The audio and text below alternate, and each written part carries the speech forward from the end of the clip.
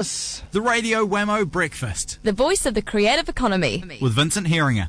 Yeah, it certainly is, over at idealog.com. Oh, sorry, idealog.co.nz. Go, Vincent. Good morning. I think I saw about space at Victoria University. Oh, you lucky bugger.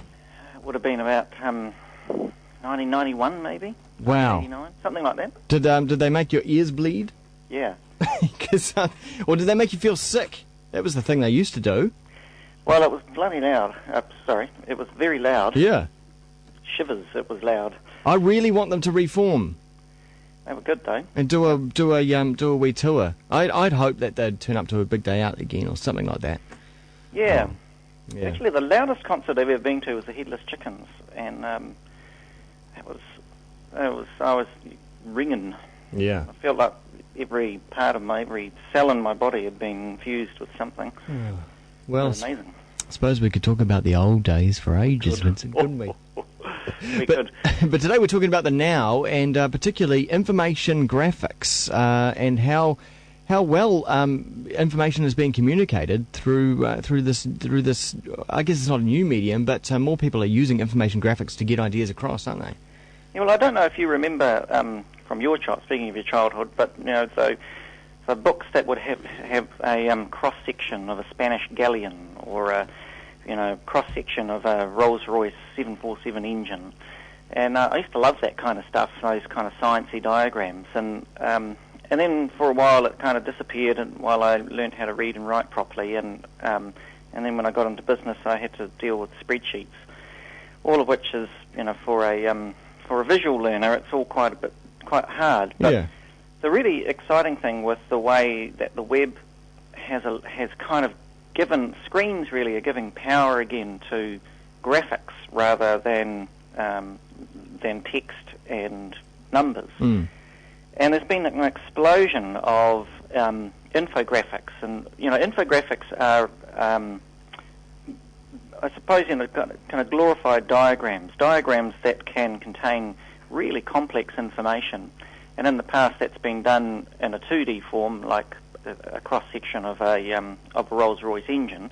But now, with the addition of real-time information and broadband, these infographics can be now updated, every second with real-time data, and actually come alive and can convey really complex information to dummies like me who don't really do very well with spreadsheets. And there's quite a few, there's a few sites if people are interested in this stuff. One of my favourites is called chartporn.org, and that's a guy who just sits somewhere in Minnesota in probably an American basement and just looks at charts all day. Data visualizations you just got to love. Yeah.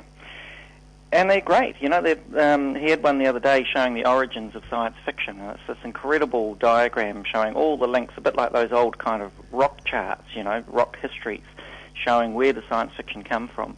That one wasn't particularly animated, but there was another one that showed the course of the American Consumer Price Index as a roller coaster ride.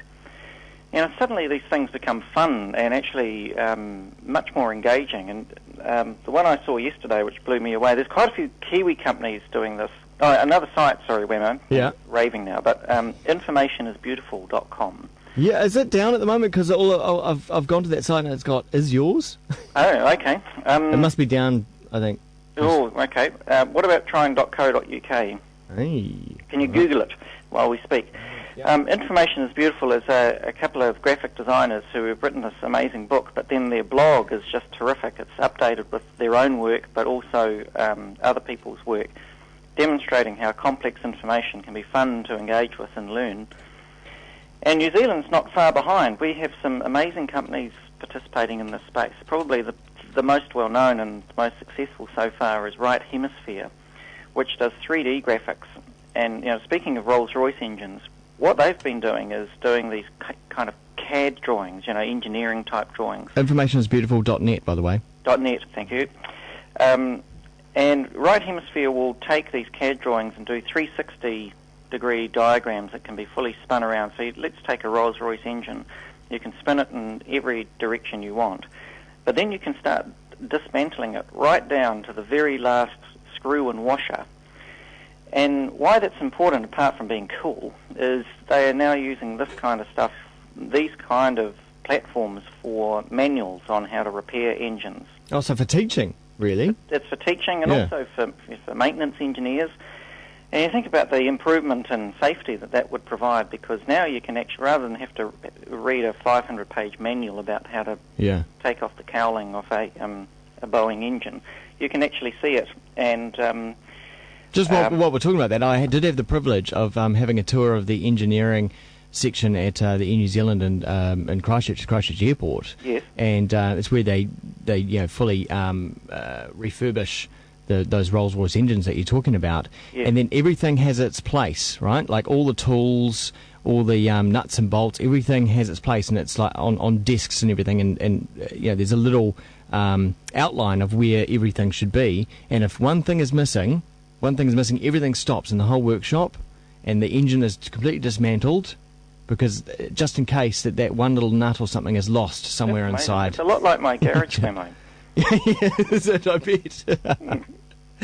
So anyway, there are lots of Kiwi companies doing this. Another one that's worth mentioning is an Auckland University project called the Physiome Project, an international collaboration, and that's where they're doing basically infographics of the human heart and the human organs. Cool. And these are not just pictures, nice pictures. They're actual real models, right down to the muscle fibre and almost down to the molecular level, building up using models of real behaviour of molecules, and then working up to a full organ. And you think about the ability to use that for testing theoretical molecules for pharmaceutical drugs. It's quite incredible. So it's a very exciting field, and there's one of the reasons I'm excited about it is that it really empowers the people who have for years struggled with either dyslexia or with numeracy, because we have lived for a long time in a world dominated by numerate literate accountants, and that's probably not going to change in a hurry. But the visually driven among us have a new ally in our arsenal, and that's called infographics. Infographics, and got to be good for a magazine publisher like yourself as well. Oh, it's a dream for the iPad. Yeah, well, that's right. Yeah, exactly. Awesome stuff. Well, you can go and check out some of these websites like informationisbeautiful.net and chartborn.org, and also evidentia.com. Pretty sure that's the correct site for that. I think that's right. That's another. I didn't get to talk about them, but I interviewed them yesterday. They're amazing, doing product recall information. So if you have to recall a car or a packet of chips from around the world, they present all this stuff as basically a great big Google map that you can control the information using a map rather than pages of data. Brilliant. We also have some really nice examples on designdaily.co.nz. Oh, designdaily.co.nz. Okay. Brilliant. Thanks very much, Vincent. Pleasure, Wammo. Vincent Heeringa there. It's now 10 minutes away from 8. Let's take a break.